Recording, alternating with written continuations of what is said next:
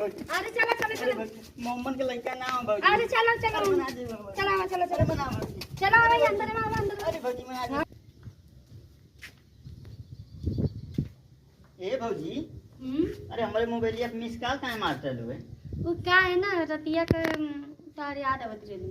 अच्छा हमारे यार बैठना बैठन ना हमारे याद आते रहती है क्या? पहले बैठा भौजी मत बनाओ करा। अच्छा भौजी ना बुलाएं नहीं तब का बुलाएं? चलो बताएं। अरे भौजी कहाँ? अरे चलो बताओ। कहाँ लिया तू? अरे चलो बता। नहीं भौजी ना दे। अरे, नहीं चलो भौजी बताओ, अरे चलो। छोड़ भौजी अरे भौजी अरे अब चलो अरे भौजी मना दे। अरे चलो अरे अब मैं बता अरे भौजी क्यों काका है भौजी? अरे यहाँ अरे भैया मना दे भौजी। अरे अब अरे अंदर भैया काका है भैया। भैया कुछ ना भैया जान जाइए संगे गुट्टी आई भौजी मना दे। भैया जान रही है हाँ। मैं बता चला अरे अब भौजी भौजी मना दे। चलो अरे भौजी मना दे मर उमर कम है भौजी। अरे भौजी मना दे भौजी। अरे चलो चलो अरे चलो भौजी मोहम्मद के लड़का ना हो भौजी। अरे चलो चलो अरे मना दे भौजी। चलो चलो अरे बना भौजी। चलो भाई अंदर में आओ अंदर। अरे भौजी मना दे। अरे भौजी अंदर में आओ।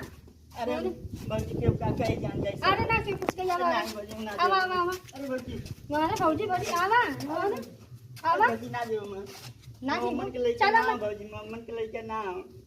अरे तो गलवा गैस सिलेंडर निकालने की बात करत थी। अरे भौजी ये पहले ना कह पाओ चलू है तो काहे के मौका देला है? हम भावना में बह गई नहीं है। हे भगवान चला चलो आगे मैं बताओ क्या चल रहा चला है? महाराज